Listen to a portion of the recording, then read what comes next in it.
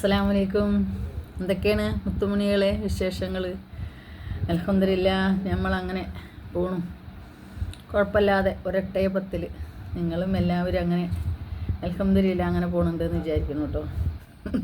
അൽഹംദുലില്ലാ പറയാൻ പേടിയാണ്. ചിലവർ പറയും അൽഹംദുലില്ലാ പറഞ്ഞ അൽഹംദുലില്ലാ എന്ന് എപ്പോഴും പറയേണ്ടതെന്ന്. അൽഹംദുലില്ലാ പറയണത് നല്ലതല്ലേ മക്കളെ? എന്തിനാ അൽഹംദുലില്ലാ മുമ്പിൽ വെക്കണം? നല്ലതാണെന്ന് പറഞ്ഞിട്ട് കാരണന്മാർ പറഞ്ഞിട്ട് കേട്ടോ.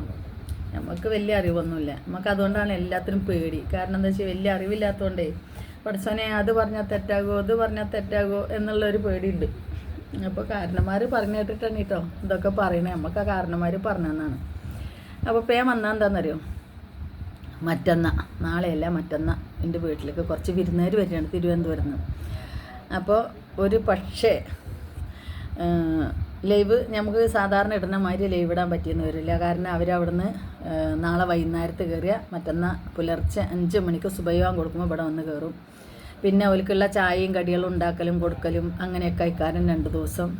പിന്നെ ഞങ്ങൾക്ക് ഈ പറഞ്ഞ മാതിരി തന്നെ ഒരു സ്ഥലത്ത് പോകാനുണ്ട്. ദൂരമൊന്നുമല്ല, നമ്മളടുത്ത് തന്നെയാണ് പോകാനുള്ളത്. കുണ്ടോട്ടിയാണ്, ദൂരമൊന്നുമല്ല, കുണ്ടോട്ടി. നമ്മളെ ലൈവിൽ വരുന്ന കഥയുണ്ടല്ലോ, ഖദീജ സവാദ് പറയണ, സവാദിൻ്റെ ഉമ്മ ഖദീജയൊക്കെ താമസിക്കണ കുണ്ടോട്ടിയാണ്. അപ്പോൾ കുണ്ടോട്ടിയിൽ കൂട്ടിലങ്ങാടി എന്ന് പറഞ്ഞ സ്ഥലത്താണ്, എന്താണ് കൂട്ടാലിങ്കൽ എന്ന് പറഞ്ഞ സ്ഥലത്താണ് ഞങ്ങൾ പോണത്. അപ്പോൾ അവിടെ ഞങ്ങളെ കാക്കാൻ്റെ പേരക്കുട്ടനെ, ചെറിയ മകൻ്റെ പേരക്കുട്ടനെ നമ്മളെ കൊണ്ടോട്ടി കൂട്ടാലിങ്കൽക്കാണ് കെട്ടിച്ചു കൊടുക്കുന്നത്. അപ്പോൾ നമ്മൾ ഇങ്ങനെ അതിൻ്റെ ആവശ്യങ്ങൾക്ക് വേണ്ടി നമ്മൾ അവിടെ നിന്ന് പോകുന്നുണ്ട്. ഓലെ കുടി കാണാനും. കുടി കണ്ട് ഞങ്ങൾ ഒരു പ്രാവശ്യം പോയതാണ്. പക്ഷെ എന്നാലും നമുക്ക് പള്ളിത്തെ പേപ്പറും ഇതൊക്കെ അവിടുന്ന് ഇവിടെ ഉള്ളതും ഇവിടുത്തെ അവിടെ പോകും. അപ്പോൾ നമ്മൾ ഇവിടെ വെച്ചിട്ടാണോ അല്ലെ നിക്കാഹ് കഴിയുന്നത്. അപ്പോൾ അതൊക്കെ അങ്ങോട്ട് കൊണ്ടേ കൊടുക്കാൻ വേണ്ടി അവിടെ നിന്ന് പോകണം. അപ്പോൾ 3 ദിവസം ഫുള്ളായിട്ട് ഓല് ഇവിടെ ഉണ്ടാവും. കാക്കൂൻ്റെ മൂത്ത കാക്കയും പിന്നെ 4ാമത്തെ അനിയനും, ഈ അനിയൻ്റെതായ ഒന്നും കൂടി ഉണ്ട്. അപ്പോൾ ഓലും അനിയൻ മാത്രവും പിന്നെ കാക്കയും കാക്കാൻ്റെ ഭാര്യയും ഈ പെൺകുട്ടിയും, അങ്ങനെ 4 ആളാണ് വരുന്നത്.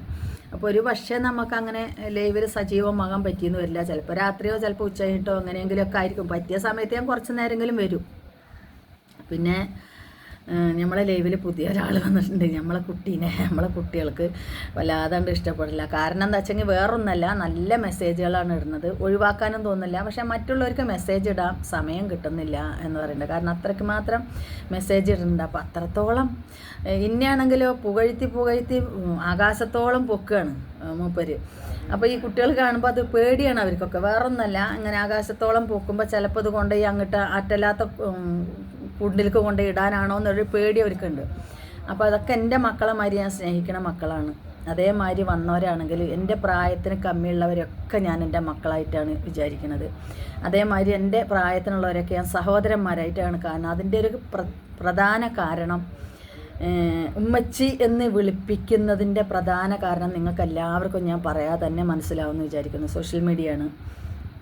അപ്പോൾ ഉമ്മച്ചി എന്ന് വിളിപ്പിക്കുന്നതിൻ്റെ പ്രധാന കാരണം എന്തായിരിക്കുന്നത് നിങ്ങൾക്ക് എല്ലാവർക്കും ഞാൻ പറയാതെ തന്നെ മനസ്സിലാകുമെന്ന് തന്നെയാണ് ഞാൻ വിചാരിക്കുന്നത്.